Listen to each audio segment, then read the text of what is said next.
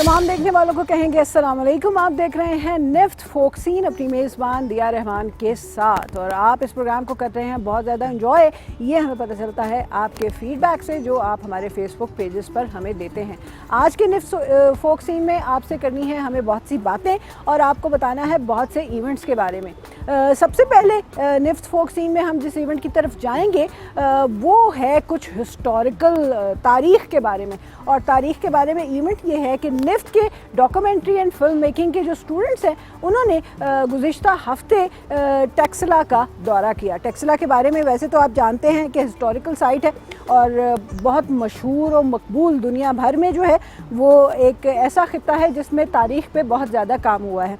अब हम चलेंगे उन स्टूडेंट्स की तरफ और उनसे जानेंगे कि वो टेक्सला पे डॉक्यूमेंट्री जो है वो क्यों बना रहे हैं, और ख़ास तौर पे इस डॉक्यूमेंट्री के हवाले से जो है जानते हैं। और चलते हैं स्टूडेंट्स की तरफ। आइए स्टूडेंट्स से जानते हैं कि उन्होंने टेक्सला पे डॉक्यूमेंट्री किस ख्याल से बनाई। इस वक्त मेरे साथ मौजूद हैं निफ्ट के फिल्म मेकिंग एंड डॉक्यूमेंट्री के स्टूडेंट। हमारे साथ मौजूद हैं आसिम हफीज़। अस्सलाम वालेकुम आसिम। क्या हाल है? ठीक है, हम बिल्कुल खैरियत से हैं। आसिम, हम अभी प्रोग्राम की इब्तिदा में इंट्रोडक्शन दे रहे थे कि तमाम जितने भी हमारे डॉक्यूमेंट्री एंड फिल्म मेकिंग के स्टूडेंट हैं वो गए थे टेक्सला, और टेक्सला जो है वो एक डॉक्यूमेंट्री शूट करने गए थे। प्रोजेक्ट वो आपका था, तो ज़रा कुछ बताइए कि टेक्सला क्यों चूज़ किया आपने अपनी डॉक्यूमेंट्री के लिए, और क्या आपकी थीम है टेक्सला पे, क्या फिल्म करने जा रहे हैं आप? टेक्सला इसलिए चूज़ किया क्योंकि टेक्सला जो है उसकी हिस्ट्री जाननी थी और कुछ लोगों को पता चले, और उस वहाँ पे टेक्सला पत्थरों का शहर और स्टोन कार्विंग वगैरह इस तरह से वहाँ पे काफ़ी कुछ होता है। तो वो चीज़ें कुछ लोगों को पता है, कुछ लोगों को नहीं पता। मुझे भी काफ़ी हद तक मतलब पहले नहीं पता थी, फिर मैंने इसके बारे में देखा, मुझे पता चला, और मैं चाहा कि यार वो मेरे टीममेट्स को भी पता चले और लोगों को भी उसके बारे में पता चले, तो इसलिए वो चूज़ किया। और दूसरा, हम वहाँ पे धर्मराजी का और जूलियाँ भी गए जहाँ बुत वगैरह और इस तरह की चीज़ें, और काफ़ी पुरानी जो है जी वो बना हुआ है। ओवरऑल टेक्सला में फिल्मिंग का एक्सपीरियंस जो है वो आपका कैसा रहा, और क्या क्या नया आपने जाना टेक्सला के बारे में, टेक्सला म्यूज़ियम के बारे में? बहुत अच्छा एक्सपीरियंस रहा टेक्सला में हमारा, और टेक्सला म्यूज़ियम के बारे में भी हमने जाना, और उसके अलावा जो साइट्स थी जूलिया और धर्मराजी का वगैरह इस तरह से, इनके बारे में भी काफ़ी कुछ जाना हम लोगों ने। और जो मेरे टीममेट्स थे उन लोगों को भी इसके बारे में पता चला, और हिस्ट्री के बारे में भी हमें काफ़ी कुछ पता चला कि वहाँ पे मतलब किस तरह से काम हो रहा है, कब से काम हो रहा है। और हमारे साथ जी अताउल्लाह भाई ने भी काफ़ी काम किया, और इन्होंने ड्रोन ऑपरेट किया। ओके, यानी कि एक बड़ी ज़बरदस्त फिल्म हमें मिलने जा रही है। जी इंशाल्लाह बहुत अच्छी। बहुत शुक्रिया आप लोगों का, आपने हमें टाइम दिया। निफ्ट के स्टूडेंट की गुफ्तगू तो आपने सुनी। अब टेक्सला की तारीख़ के हवाले से कुछ मज़ीद जानने के लिए हम आपको लिए चलते हैं आर्कियोलॉजिस्ट सिरात गौहर साहब के पास, और उनसे जानते हैं कि टेक्सला की तारीख़ कितनी पुरानी है और इसमें क्या क्या कुछ हमारे जानने के लिए मौजूद है।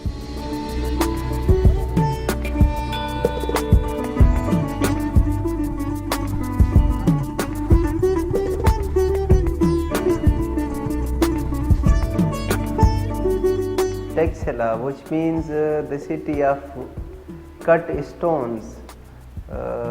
गंधारा तहज़ीब का एक कदीम शहर है जो कि पाकिस्तान के सूबा पंजाब में नॉर्थ में वाक़ है। गंधारा तहज़ीब 2000 साल 2500 साल पुरानी तहज़ीब है जो कि ईस्ट और नॉर्थ अफ़गानिस्तान और नॉर्थ वेस्ट पाकिस्तान में फैली हुई थी। और इसके कदीम शहरों में एक टेक्सला भी है। बाकी शहर पुष्कलावती जो कि आजकल के चारसदा, स्वात में बरीकोट बज़ीरा, और पिशावर जिसको पुरशापुरा कहते हैं, ये इस तहज़ीब के कदीम शहर हैं।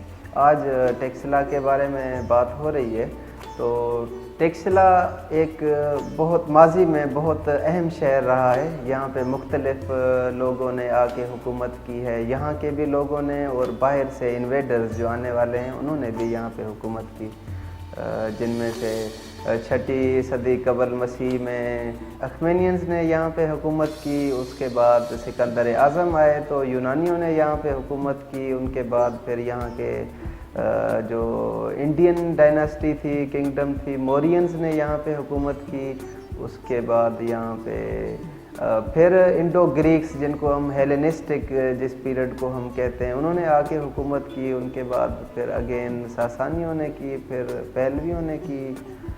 ان کے بعد کوشانز آئے دوسری صدی میں, اور کوشانز کے بعد پھر ہنز آئے 5ویں صدی میں. انہوں نے یہاں پہ جو بھی بدھسٹ ہیریٹیج تھا اس کو نقصان پہنچایا اور 100 سال تقریباً یہاں پہ حکومت کی.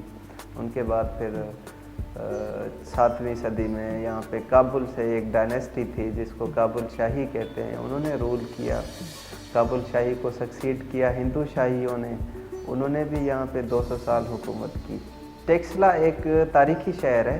یہاں پہ 3 قدیم تاریخی شہروں کے آثار ہمیں ملتے ہیں, جن میں سے ایک کا نام بھیر ماؤنٹ ہے جس کو اخمینینز نے بنایا اور آباد کیا اور وہاں سے کنٹرول کیا. دوسرے شہر کا نام سرکپ ہے جس کو آرکیولوجیکل ایویڈنس یہ بتا رہا ہے کہ انڈو گریکس نے مینس کے ہیلینسٹک پیریڈ میں بنی, اور وہاں سے انہوں نے اس شہر کو کیپٹل بنا کے رول کیا اس خطے پہ. اسی ہی جگہ پہ دوبارہ ساسانیوں نے ایک شہر تعمیر کرایا. اس کے بعد پارتھینز نے بھی سرکپ میں ہی اپنا ایک شہر دوبارہ سے تعمیر کرایا, کیونکہ ساسانیوں کے دور میں ایک چھوٹا سا زلزلہ آیا تھا.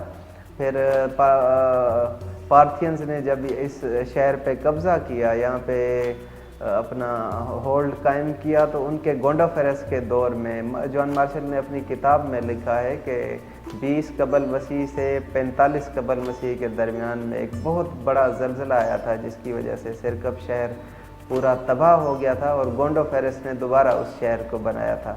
اور تیسرا شہر ہے سرسک, جو کہ جب سینٹرل ایشین ڈائناسٹی تھی جن کو ہم کوشانز کے نام سے جانتے ہیں, اور ان کا ایک بہت مشہور کنگ بھی رہا ہے کنشکا, جس کا بدھ مت مذہب کے حوالے سے بہت بڑی خدمات ہیں.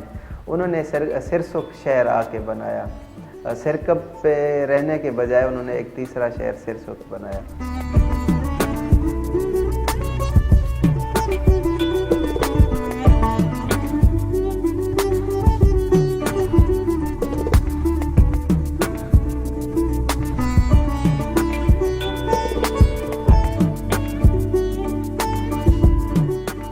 قدیم تاریخی شہروں کے علاوہ یہاں پہ بدھ مت کے بہت سارے آثار ہیں, جن میں سے دھرما راجی کا اسٹوپا جو کہ اس پاکستان کے خطے میں سب سے قدیم اسٹوپا ہے بدھ مت کا.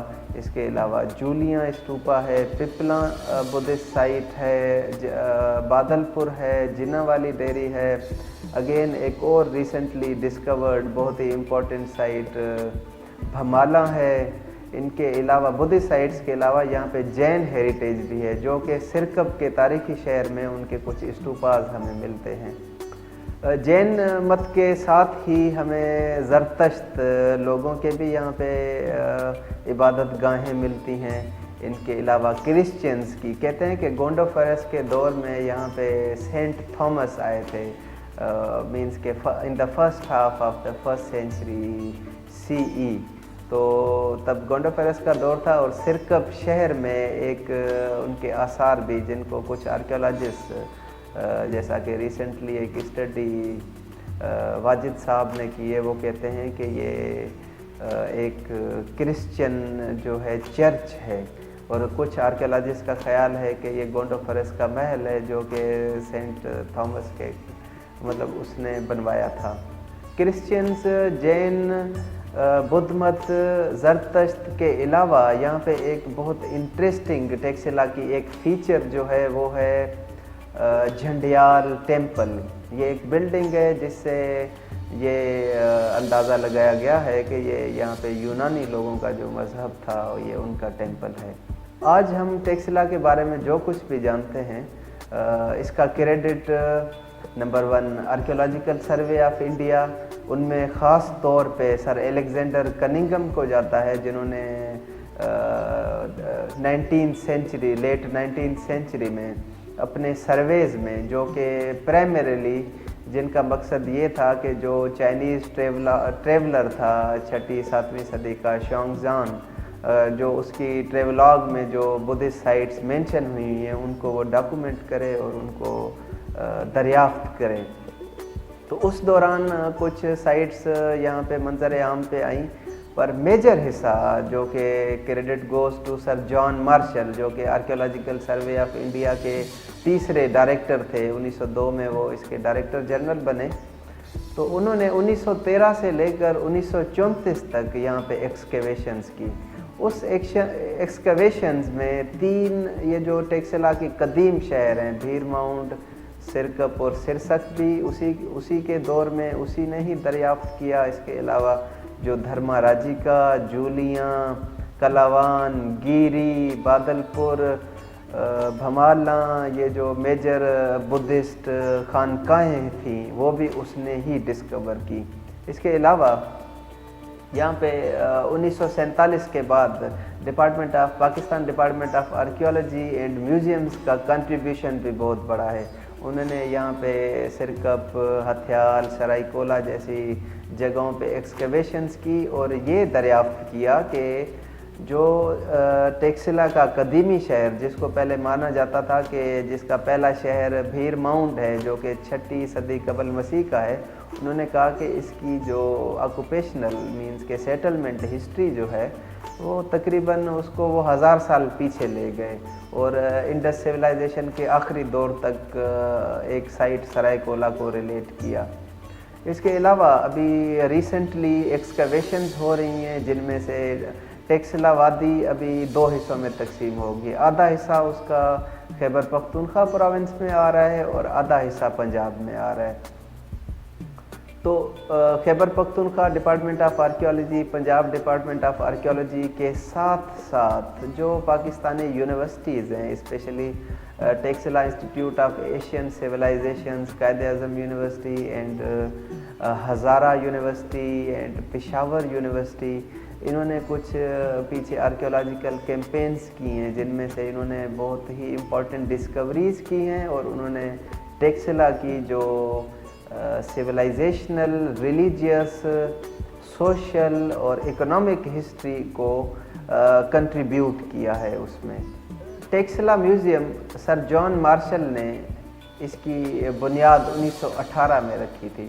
اس کا مقصد یہی تھا کہ جو ٹیکسلا کی وادی جو رچ ہے وہاں پہ جتنا بھی آرکیولوجیکل ریکارڈ، ہم آرکیولوجی میں اس کو کہتے ہیں، مواد مل رہے ہیں، نوادرات مل رہے ہیں جس میں سکے، سونے کے جیولری، اسکلپچرز بدھسٹ، اتنے بڑے بڑے یوٹینسلز، ہاؤس ہولڈ آبجیکٹس اور بہت ساری چیزیں، تاکہ ان کو یہاں پہ ٹیکسلا میں ہی ان کو رکھا جائے ڈسپلے پہ، تاکہ یہاں کے مقامی لوگ اور باہر سے آنے والے جو لوگ جو یہاں کے ہیریٹیج یا یہاں کی وادی کو گھومنے آئیں تو جب وہ میوزیم کو وزٹ کریں تو اس ایریا کی، جس ریجن میں وہ ہیں، اس وادی کی جو وادی کی تاریخ کے بارے میں وہ ایک سینس پیدا کر سکیں اپنے اندر. 1918 میں اس کی بنیاد رکھی گئی اور 1928 میں اس کا کام مکمل ہوا اور یہ عوام کے لیے کھولا گیا. دھرما راجی کا استوپا پاکستان کے کچھ بہت ہی اہم بدھ مت کے آثاروں میں اس کا نام آتا ہے. دھرما راجی کا اس کا مطلب ہے دھرم کا راجا، مذہب کا راجا. تو یہ لفظ خاص طور پہ انڈین سب کانٹیننٹ کی ہسٹری میں ایک بہت مشہور اینڈ ویل فیمس کنگ گزرا ہے جس کا نام اشوکا تھا اور وہ بدھ مت کا پرچار بھی کرتا تھا. یہ نام اس کے لیے استعمال ہوتے تھے، خاص طور پہ جو اس کے دور میں ایڈکٹس لکھے گئے اس کی طرف سے، ان میں اس کو کہاں پہ پریا داسی لکھا گیا ہے، ابھی جس طرح کہیں پہ دھرما راجی کا لکھا گیا ہے. تو یہ ماننا ہے، آرکیولوجیکل ایویڈنس بھی یہ کہہ رہا ہے کہ دھرما راجی کا استوپا جو کہ ٹیکسلا میں واقع ہے یہ اشوکا دی گریٹ نے بنوایا تھا تاکہ جو بدھا کے جو ریلکس تھے ان کا ایک حصہ اس جگہ پہ وہ اس کو دفنا سکے استوپا میں. تو باقی بعد میں اس کی اپ گریڈیشن بھی ہوتی رہی، خاص طور پہ کنشک کے دور میں اس کو یہ جو ابھی اتنا بڑا ہمیں کمپلیکس نظر آتا ہے بدھسٹ، تو یہ اس کے دور میں بنا. धर्माराजिका की जो ख़ास डिस्कवरीज़ हैं उनमें से बहुत बड़े बड़े चूने के बुद्धा के मुजस्मे हैं और कुछ रिलिक कास्केट्स हैं, वो बहुत इम्पॉर्टेंट हैं। जूलियाँ एक और टेक्सला का अहम मकाम है जिसका ताल्लुक बुद्ध मत के साथ है, और दूसरा उसका ख़ास जो जिसकी वजह से वो माना जाता है कि वो एक कदीम 2000 साल पुरानी यूनिवर्सिटी थी। आर्कियोलॉजिस्ट और हिस्टोरियंस का ये यकीन है, ये मानना है कि इंडियन सब कॉन्टिनेंट में आज से 2000 पहले पास में 2 यूनिवर्सिटीज़ थी, एक गंधारा में थी, एक मथुरा में थी। जो गंधारा में थी उसका नाम था जूलियाँ या टेक्सला यूनिवर्सिटी, इसको पॉपुलरली आजकल कहा जाता है। जो मथुरा में थी उसका नाम था नालंदा। तो इन दोनों का ताल्लुक बुद्ध मत के साथ है, क्योंकि उस वक्त बुद्ध मत वाज अ स्टेट रिलीजन। तो ये these universities were governed and regulated by the then Buddhists। और जूलिया में आजकल के जो आसार हैं उनमें आप स्तूपा के इर्द गिर्द वो उसी दौर के जो बने हुए हैं 2500 साल पुराने स्कल्पचर्स, वो आज भी वहाँ पे देखे से आ सकते हैं। ये उसकी बहुत बड़ी फीचर है। इसके अलावा वहाँ पे एक जो कि बहुत ही यूनिक है, एक जो है बुद्धा है जिसके सामने एक हलो है, उसको हम कहते हैं हीलिंग बुद्धा। टेक्सला कदीमी शहर की चंद खुसूसियात हैं, उनमें से इसके तारीखी शहर, बुद्ध मत का वर्षा, जैन मज़हब का वर्षा, ज़रतश्त मज़हब का वर्षा, क्रिश्चियनिटी का वर्षा, और इसके अलावा जो माजी में तारीखी डेवलपमेंट्स हुई हैं पिछले 800-900 साल में। टेक्सला की वादी में जो कि कदीम आसार हैं या म्यूज़ियम हैं जिसमें ऑब्जेक्ट्स प्रिजर्व किए गए हैं, उनका मकसद ये है ताकि यहाँ के जो इंडिजीनियस लोग हैं, यहाँ के जो मकामी लोग हैं, वो एक अपने वर्षे के बारे में जान सकें, अपनी सिविलाइजेशनल इतनी रिच हिस्ट्री के बारे में जान सकें, अपने डाइवर्सिटी के बारे में जान सकें, जिस तरह का उनका अपीयरेंस रही है पास्ट के 2500 साल में। तो अपने माजी के जानने के हवाले से, अपने माजी को एक्सपीरियंस करने के हवाले से टेक्सला वादी एक बहुत ही अहम जगह है जहाँ पे आप माजी के आसारों को देख के अपने पास्ट के बारे में जान सकते हैं।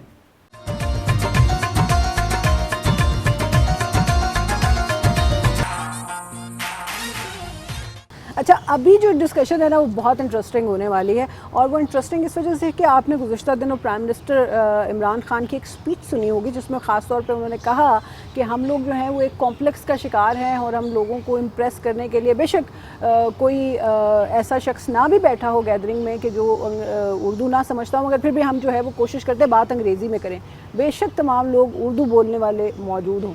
तो हमने आज तलहा अली साहब को एक बार फिर से जो है वो ले आए प्रोग्राम में, और जानना इनसे ये चाहा कि ये क्यों ऐसा है। मीन हम भी ये करते हैं कि कोशिश करते हैं अंग्रेज़ी में बात करें, इम्प्रेशन कहते हैं बड़ा अच्छा पड़ता है, फिर अगर अंग्रेज़ी बोलते हुए अगर आपका जो लहजा है वो भी थोड़ा वही ब्रिटिश या अमेरिकन एक्सेंट हो तो वो बड़ा अच्छा लगता है। तो ऐसा क्यों है, हम उर्दू बोलते क्यों शर्मिंदगी सी महसूस करते हैं?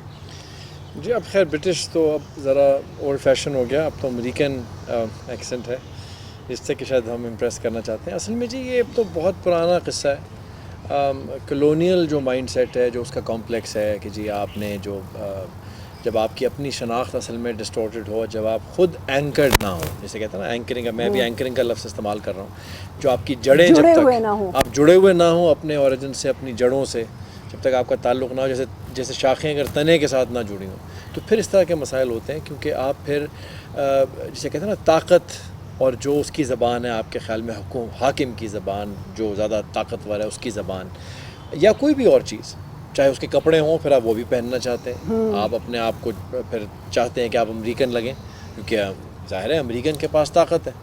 तो ये जो एक जो चला आ रहा है हमारा, आप कह लें नौ आबादियाती जो निज़ाम सिलसिला पुराना जो सिलसिला चला रहा है, ये उसी की कड़ी है। इसलिए आपको अगर अंग्रेज़ी आती हो तो आपको और कुछ ना आता हो, आप पढ़े लिखे हों, मतलब ये जो हमारा तासुर जो है ज़हन में। मैंने जब से रेडियो करना शुरू किया मुझे अब आहिस्ता आहिस्ता ये लगता है कि मैं अंग्रेज़ी भूलती जा रही हूँ, तो इसका मतलब है मेरा तो आगे फ्यूचर ही कोई नहीं है। आपका मुस्तकबिल तारीक है।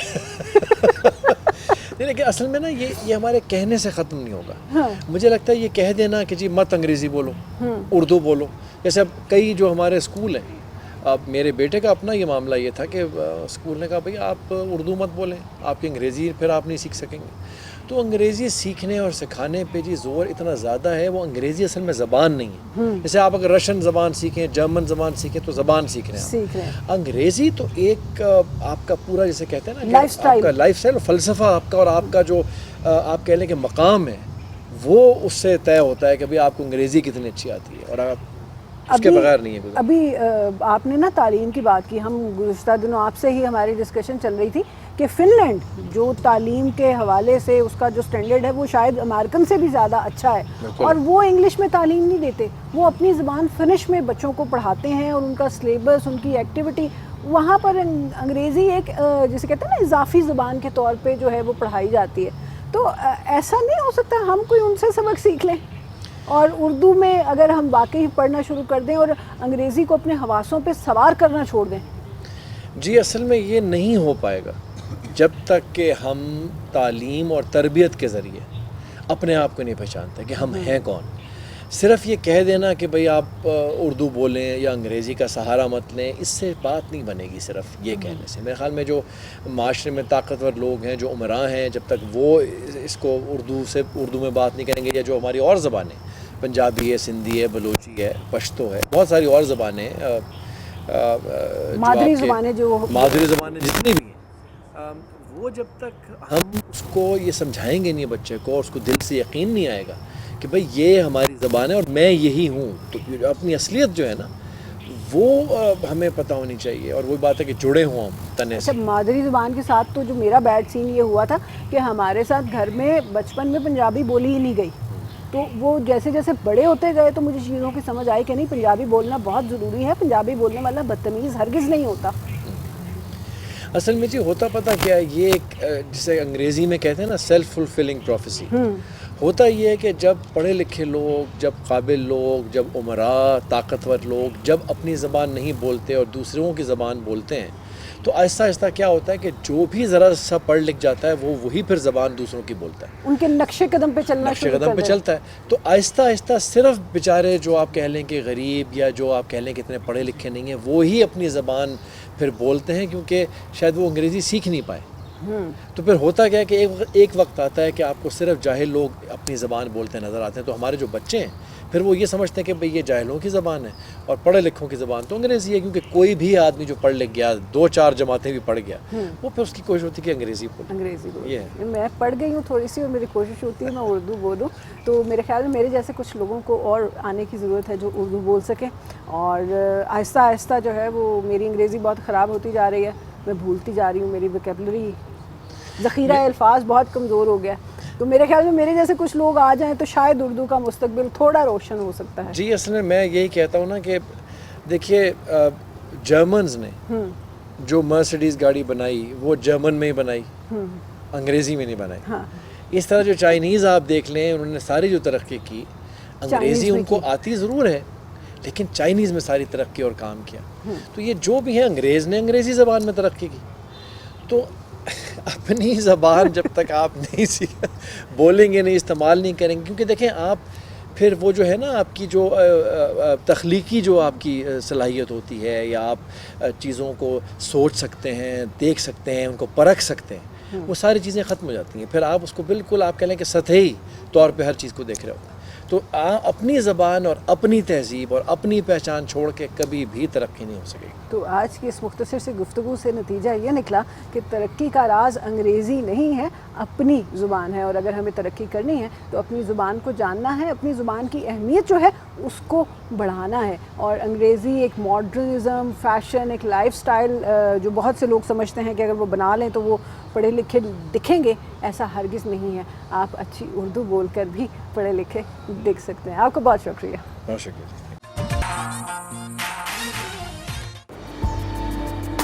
हम आ चुके हैं इस वक्त म्यूज़ियम के अंदर और अब जिस शॉप पर यहाँ पर मैं मौजूद हूँ, आप देख रहे होंगे कि ये बहुत ही हसीन, बहुत ही खूबसूरत, आँखों को लुभाने वाले यहाँ पर लैंप्स मौजूद हैं, ग्लोब्स मौजूद हैं। ये लैंप्स किस चीज़ से बने हैं और ये इनकी जो प्राइस रेंज है वो क्या है, ये जानने के लिए हम चलेंगे इस शॉप के अंदर और जानेंगे कि ये इतने खूबसूरत लैंप्स आखिर बने किस चीज़ से हैं। हम आ चुके हैं इस वक्त इस शॉप के अंदर और मेरे साथ मौजूद हैं मोहम्मद ज़फ़र इकबाल। अस्सलाम वालेकुम सर। वालेकुम अस्सलाम। सर, सबसे पहले तो आपका शुक्रिया कि आपने हमें शॉप के अंदर आकर इनके बारे में, ये जो लैंप्स पीछे पड़े हुए हैं, इनके बारे में जानने का हमें मौका दिया।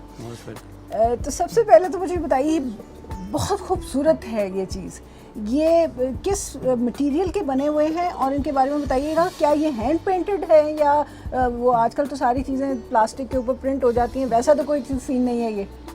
नहीं, ये एक्चुअली इसका जो बेस है वो कैमल स्किन है। कैमल स्किन से ये सारा स्टफ़ बना हुआ है और इसकी हिस्ट्री जो है बहुत पुरानी है। नक्काशी की हिस्ट्री तो it goes back to 800-900 years. जब मुल्तान में साउथ पंजाब में वली और सूफिया इकराम जब ईरान से बरास्ता सेंट्रल एशिया उन्होंने माइग्रेट किया इधर, तो उनके साथ बहुत सारे सैकड़ों की तादाद में आर्टिजन्स, हुनरमंद, स्कॉलर्स, हर तरह के लोग उनके साथ, उनके मुरीदों में शामिल थे। वो लोग आकर यहाँ सेंट्रल पंजाब में और साउथ पंजाब में जब वो सेटल हुए तो वो अपने साथ ईरान की कल्चर, सकाफ़त, वहाँ की नक्काशी, वहाँ की जो ब्लू पॉटरी ख़ास तौर पे, और जो वहाँ का आर्टिस्टिक जितना भी उनका वो ट्रेंड था वो, और फिर उसके साथ सेंट्रल एशिया से होते हुए डिफरेंट जो उनके हैं कंट्रीज़, उसमें टर्की का इन्फ्लुएंस भी शामिल है। तो ये तमाम चीज़ें मिक्सअप होकर जब यहाँ पहुँची तो यहाँ पर ऑलरेडी नक्काशी का काम होता था, लेकिन उसमें चूँकि हिंदू कल्चर था तो मंदिरों में ज़्यादातर मूर्तियाँ और उसके साथ बेल बूटे और इस तरह की चीज़ें होती थी। वो सब्जेक्टिव चीज़ें, वो चीज़ें थीं, हाँ, लेकिन वो हिंदू कल्चर से रिलेटेड थी ज़्यादातर। जब इस्लाम यहाँ पर आया और ये मुस्लिम जो स्कॉलर्स और ये आर्टिजन सारे यहाँ पर पहुँचे तो उन्होंने इसको इस्लामिक ब्लेंड किया, जिसमें हमारी टिपिकल ज्योमेट्रिकल अशकाल जो हैं वो आईं और साथ उसके जो मूर्तियाँ थीं उनको रिप्लेस कर दिया बर्ड्स के साथ और फूलों के साथ। फूलों में ये था कि लोकल जिस एरिया में आप जाते हैं नक्काशी में, वहाँ के लोकल फूलों में आपको उसका मिक्सअप मिलेगा और उसके साथ साथ सेंट्रल एशियन टच भी मिलेगी आपको, ईरानी कल्चर भी मिलेगा, और ये सारा मिल के फिर लास्ट कोई 800-900 ईयर्स में एक मुल्तानी नक्काशी का आर्ट की शक्ल में एक नई चीज़ जो है आई। एज़ फार एज़ ये जो कैमल स्किन लैम्प्स की हिस्ट्री है, कैमल स्किन और दूसरी जितनी भी जानवरों की जो खालें थीं, ट्रेडिशनली ये as a container, as a dress, shoes making में और सदियों से यूज़ होता आ रहा है। पानी के मशकीज़े इसी लेदर से बनते थे, वो बकरे की खाल पूरी यूज़ होती थी उसमें। इसी तरह से जो कैमल स्किन थी, चूँकि हमारा बहुत बड़ा एरिया जो है वो डेज़र्ट का है, जिसमें बलूचिस्तान और सिंध और पंजाब तीनों प्रोविंसेस में वो स्केटर्ड है, तो कैमल एज ए मीट भी स्लॉटर होता था। तो इसकी खाल और इसकी हड्डी दोनों जो हैं उसको इस्तेमाल में लाया जाता था। ट्रेडिशनली मैं आपको एक शेप दिखाऊंगा, ये इसको कुप्पा कहते हैं। ओके। ये घी को स्टोर करने के लिए इस्तेमाल होता था जब तक सब कॉन्टिनेंट में बिजली नहीं आई थी, इलेक्ट्रिसिटी नहीं आई थी। तो इसमें घी स्टोर होता था। ये नीचे से बंद होता था, ऊपर इसके इस तरह वुडन लिड होती थी, ये ढक्कन होता था इसका। ठीक है। और ये बिल्कुल रॉ फॉर्म में है, ये अभी पेंट नहीं हुआ हुआ? इस पे सिर्फ ये वाला पार्ट पेंट हुआ हुआ है, ये मैंने इसको पेंट कर रहा हूँ। ये रॉ स्किन है इसकी, जब ड्राई हो जाती है इस किस्म की शेप्स, और इसमें राउंड शेप भी इस्तेमाल होती थी जो कि घी के लिए और इस किस्म के ऑयल के लिए, उसको स्टोर करने के लिए, फूड स्टोरेज के लिए ये यूज़ होती थी। जब सब कॉन्टिनेंट में इलेक्ट्रिसिटी आई तो ये बर्तन जो बनाने वाले थे उसमें सबसे ज़्यादा जो पहला नाम लिया जाता है वो उस्ताद वली मोहम्मद थे, जिनको ये आइडिया आया कि चूँकि ये ट्रांसपेरेंट है तो क्यों ना इसके पीछे लाइट लगाई जाए तो कैसा लगेगा। اور یہ دور تھا جب نواب بہاولپور اسٹیٹ تھی، اور نواب اور جتنے بھی یہ اس قسم کی جو اسٹیٹس کے جو رولرز تھے، آرٹ کو انہوں نے بہت فروغ دیا ہے. بالکل ایسا ہی ہے. اوور دا سینچریز اگر آپ دیکھیں تو سب سے زیادہ آرٹ کی جو کنٹریبیوشن ہے وہ ان لوگوں کی ہے. تو یہ اپریشیٹ کرتے تھے، اور اس کو پھر جب اپریسیشن ملتی ہے آرٹیزن کو تو وہ اور زیادہ اچھی چیزیں بناتا ہے. ہوتا ہے. اچھا یہ مجھے بتائیے کہ آپ نے کہاں سے سیکھا، اور یہ سب کام جس طرح آپ بتا رہے ہیں کہ آپ اس کو پینٹ کریں تو اس کا مطلب ہے یہ سارا آپ خود بناتے ہیں. آپ کا انٹرسٹ اس کام میں کیسے ڈیولپ ہوا؟ میرا ایکچولی نقاشی سے، کیلیگرافی سے میرا بہت ہی کامن سا سینٹینس ہے، بچپن سے تھا. ٹرینڈ نیچرل اللہ کی طرف سے ہے.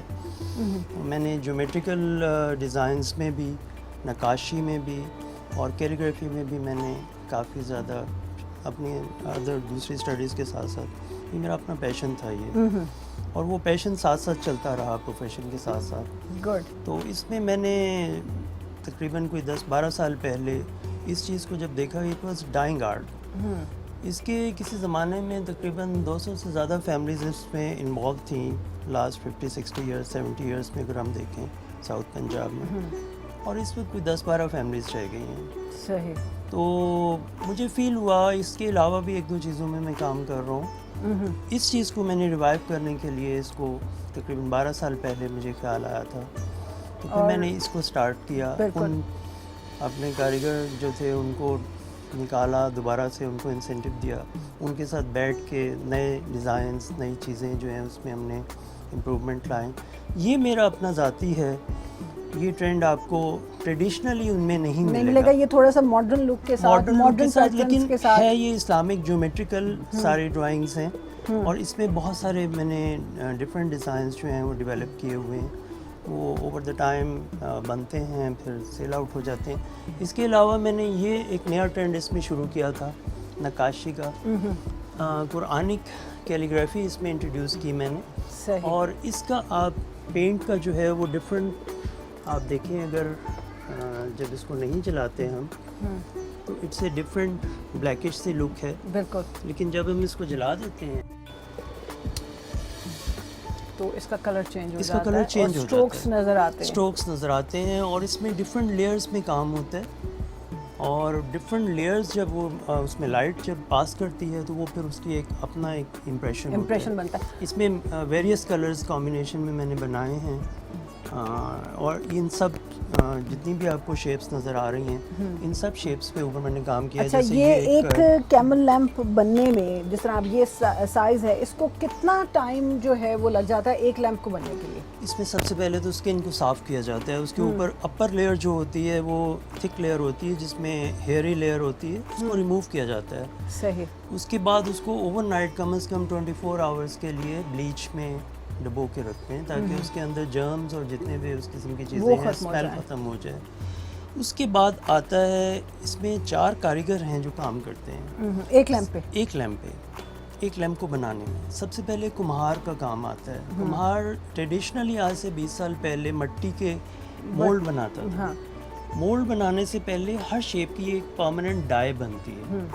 ڈائی کے اوپر مٹی سے مولڈ بنایا جاتا تھا، اور مولڈ کے اوپر پھر اس کو اسکن کو تھوڑا سا اسٹریچ کر کے اسپریڈ کیا جاتا ہے، فکس کیا جاتا ہے. اس کے لیے وہ چاپ کرتے ہیں، نائف یوز کرتے ہیں، اور اس کو پھر سن ڈرائی کرتے ہیں. اب تھوڑی سی چینج آئی ہے، مٹی کی جگہ پلاسٹر آف پیرس یوز ہو رہا ہے. تو پلاسٹر آف پیرس کا مولڈ بنتا ہے ڈائی کے اوپر، اور اس کے اوپر اس کو اسکن کو اسپریڈ کرتے ہیں اور پھر اس کو سن ڈرائی کرتے ہیں. سن ڈرائی کرنے میں ٹائم ویری کرتا ہے. جیسے آپ کی ہیومیڈیٹی بڑھتی ہے ٹائم زیادہ لگتا ہے. ونٹر سیزن میں ٹائم اور بھی زیادہ لگتا ہے. لیکن اگر آپ دیکھیں مئی جون اپریل جب ڈرائی سیزن ٹیمپریچر تھوڑا سا ریز ہو جاتا ہے، ڈرائی سیزن ہوتا ہے، اس میں جلدی ہو جاتے ہیں. تو ایک لیمپ جو ہے 5 to 6 days میں اینڈ اپ ٹو 15-20 days تک بھی لگ جاتا ہے. اور اس پہ جو پینٹ یوز ہوتے ہیں یہ کون سے ہوتے ہیں؟ کوئی خاص پینٹ ہوتے ہیں؟ تمام آئل پینٹ یوز ہوئے ہیں، لیکن یہاں میوزیم میں تھوڑی سی ہماری وہ آئل یوز کرنے کے لیے تھوڑا سا ریسٹرکشن ہے، سیف نہیں ہے. تو میں اس میں جو کرتا ہوں وہ ایکریلک پینٹ یوز کرتا ہوں. ٹھیک ہے. تو اس میں تھوڑی سی چونکہ یہ کام جو ہے میرا تھوڑا سا اس میں دیکھیں گے ڈیلیکیسی ہے، और एक्रेलिक में इसकी ज़्यादा अच्छी फिनिश अच्छा, आती है। क्योंकि यहाँ पर मुख्तलिफ साइजेस के मुझे लैंप्स नज़र जी। आ रहे हैं, मुख्तलिफ शेप्स के नज़र आ रहे हैं। हमारे देखने वालों के लिए बताइएगा, लोग ये समझते हैं कि हैंड क्राफ्टेड चीज़ें जो हैं वो इतनी एक्सपेंसिव होती हैं कि आम शख्स अफोर्ड नहीं कर सकता, और इनके मुतालिक बताइएगा कि इनकी प्राइस रेंज क्या है, ताकि जो लोग देख रहे हैं अगर उनको पसंद आए तो वो आके ख़रीद भी सकें। प्राइस रेंज इतनी ज़्यादा नहीं है मेरे पास, जो एक्चुअली जो जितनी भी वैरायटी पड़ी हुई है इसमें मेरे पास तकरीबन कोई 25 से ज़्यादा डिफरेंट साइजेस और शेप्स हैं, और उसमें कुछ ये स्पेस की वजह से यहाँ पर नहीं है जो कि 7 फीट हाई तक हैं। सही। जैसे ये वॉल्स पड़ा हुआ है, इस ये वॉल्स बड़ा- में 48 इंचेस का भी है, 56 इंचेस का भी है, 76 इंचेस का भी है। सही। डेट मीन्स के अराउंड कोई डोर हाइट हाँ, तक। ठीक है। तो बहुत गॉर्जियस है वो, उनको बनाने में 15 टू 20 डेज लगते हैं ठीक है। एक वॉल्स को। और प्राइस कॉस्ट? प्राइस कॉस्ट जो है 1500 से लेके इट गोज़ अप टू 30,000, वाह, जो वो यहाँ नहीं है, वो ठीक है। वैरायटी ऑब्वियसली यहाँ पे नहीं तो है। बहुत शुक्रिया, आपकी शॉप पर आकर इन सब चीज़ों को देख के हमें बहुत अच्छा लगा, और इस शॉप पर जो है वो मज़ीद बहुत सी चीज़ें हैं जिनको हम एक्सप्लोर कर सकते हैं, मगर वक्त की किल्लत के बायस आज सिर्फ हम आपको ये कैमल स्किन से जो बने हुए लैम्प्स हैं इनके बारे में बताएंगे। यहाँ पर मुझे कैमल बोन से भी बनी हुई कुछ चीज़ें नज़र आ रही हैं, मगर वो हम रखते हैं अपने आने वाले किसी प्रोग्राम के लिए। बहुत शुक्रिया Zafar Thank you Iqbal very साहब much. आपका, थैंक यू। Thank you.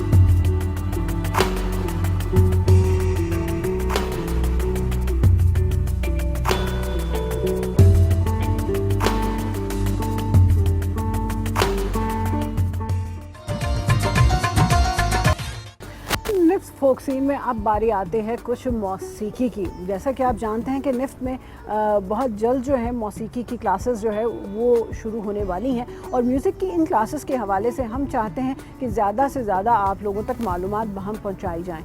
आज के इस प्रोग्राम के इस हिस्से में ख़ास तौर पे मैं आपकी मुलाकात करवाऊँगी दो बहुत ही ज़बरदस्त पाकिस्तान के इंस्ट्रूमेंटलिस्ट से, जो कि साज़ बजाते भी हैं और सिखाते भी हैं। आने वाले दिनों में निफ्ट में जो म्यूज़िक की क्लासेस हो रही हैं उसमें बांसुरी के लिए हमारे पास होंगे सलमान आदिल साहब, जो कि बहुत सालों से बांसुरी बजा रहे हैं, बहुत बड़े बड़े लोगों के साथ बांसुरी बजा चुके हैं। और सलमान आदिल साहब के अलावा प्रोग्राम के इस हिस्से में हम आपकी मुलाकात करवाएंगे अलगोज़ा नवाज़ अकबर खमीसू ख़ान से। तो इन दोनों के हवाले से इनकी ज़ुबानी कुछ जानते हैं, और आपको ये भी बताती चलूँ कि ये दोनों उस्ताद आप जो है वो इनसे सीख सकते हैं। ये दोनों साज़ कब? जी हाँ, अपडेट रहिएगा निफ्ट के फेसबुक पेज के साथ, जहाँ पर आपको अपडेट किया जाएगा कि लोक विरसा में मौसीकी की क्लासेस जो है वो कब से शुरू होने जा रही हैं। अस्सलाम वालेकुम, मेरा नाम अकबर खमीसू ख़ान है और मैं शुबा अलगोज़ा नवाज़ यानी डबल फ्लूट आपको दिखाता हूँ। मेरा साज़ है,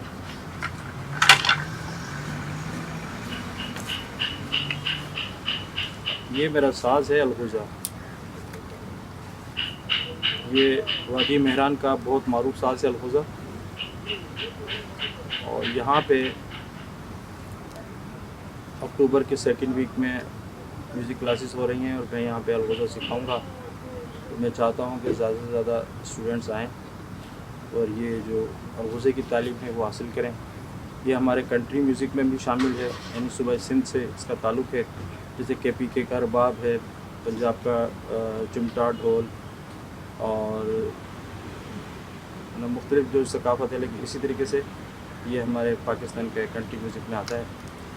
मेरे वालिद साहब खमीसो खान अलगोज़ा नवाज़ ना सिर्फ पाकिस्तान के, दुनिया के बड़े मारूफ अलगोज़ा नवाज़, और हिस्ट्री में उनका नाम अलगोज़े के हवाले से लिया जाता है। तो मुझे बहुत खुशी होगी कि ख़ास तौर पे जो यंग जनरेशन है, ना सिर्फ लड़के बल्कि लड़कियां भी इस साज़ को बजा सकती हैं, क्योंकि ये साज़ ऐसा साज़ है जो बहुत यूनिक साज़ है। इसका बाद मैं आपको बताता हूँ थोड़ा सा।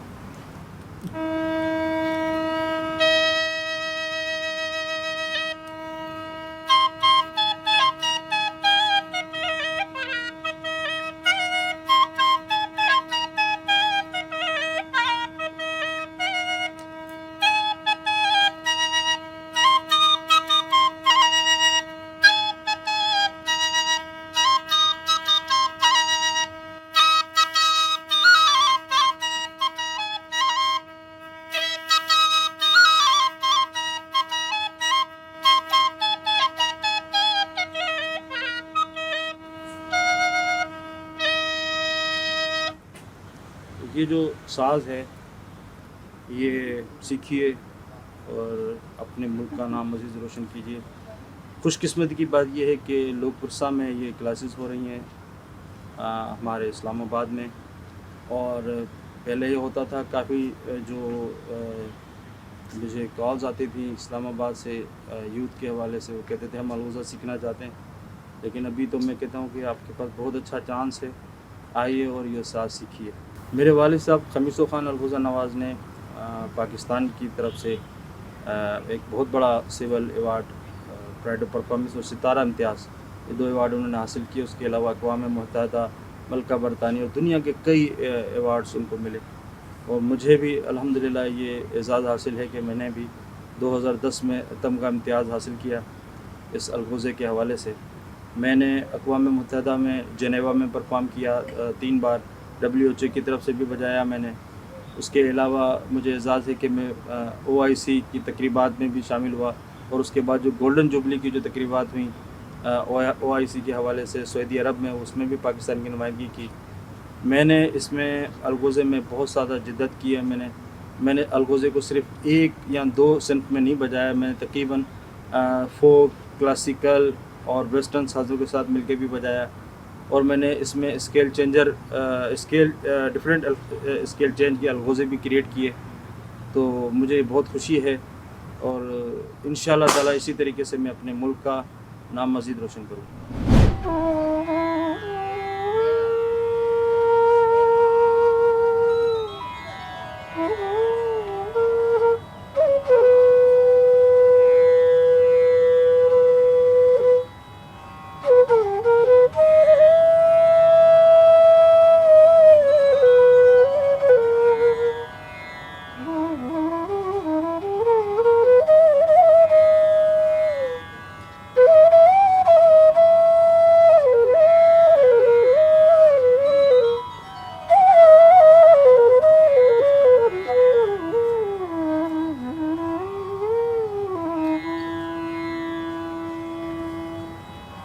अस्सलाम वालेकुम जी, मेरा नाम सलमान आदिल है और मैं शोबा बांसरी से कोई 20 साल से मुंसलिक हूँ।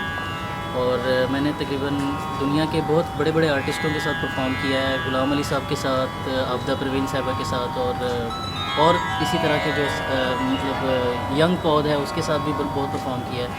तो इसके अलावा मैंने जो है ना पूरी दुनिया में जो है पाकिस्तान को रिप्रेजेंट किया है। इसके अलावा अभी हम लोग जो है ना यहाँ पे लोक विरसा में क्लास शुरू करने लगे हैं। इससे पहले भी मैं क्लासेस करवाता रहा हूँ यहाँ लोक विरसा में, जो कि बड़ा कामयाब हुआ था।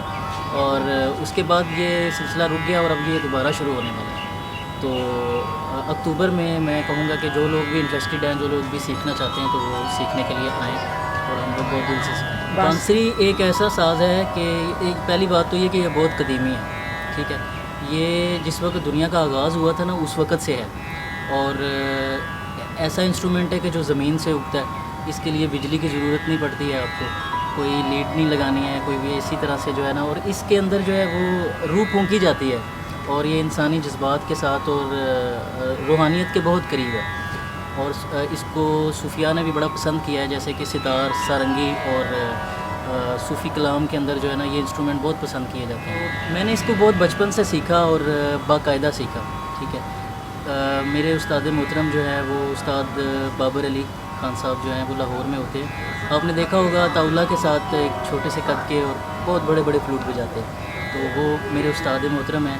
اور شوکت منظور صاحب سے بھی میں نے تعلیم لی، کلاسیکی کی تعلیم میں نے ووکلسٹ کے طور پہ، اور بچپن سے بجا رہا ہوں، تقریباً عرصہ 20 سال تو ہو گئے ہیں بجاتے ہیں۔ میرے سے بہت سارے بگنرز رابطہ کرتے ہیں سیکھنے کے حوالے سے، تو یہ ایک باقاعدہ ایک انسٹیٹیوٹ ہے نفت، جس میں ابھی میں اکتوبر سے جو ہے نا کلاسز سٹارٹ کر رہا ہوں، تو آپ لوگوں میں سے جو بھی انٹرسٹڈ ہیں اس کو سیکھنا چاہتے ہیں تو آپ ضرور آئیں اور شوق سے سیکھیں اس کو۔ یہ تھا آج کا نفت فوک سین۔ آپ کو آج کا نفت فوک سین کیسا لگا؟ اپنا فیڈ بیک ضرور ہمیں دیجیے گا۔ آج کے پروگرام کا وقت یہاں پر ہوا چاہتا ہے ختم۔ اپنی میزبان دیا رحمان کو آج کے شو سے دیجیے اجازت۔ انشاءاللہ بشرطِ زندگی اگلے ہفتے ہوگی دوبارہ آپ سے ملاقات، تب تک کے لیے اللہ نگہبان۔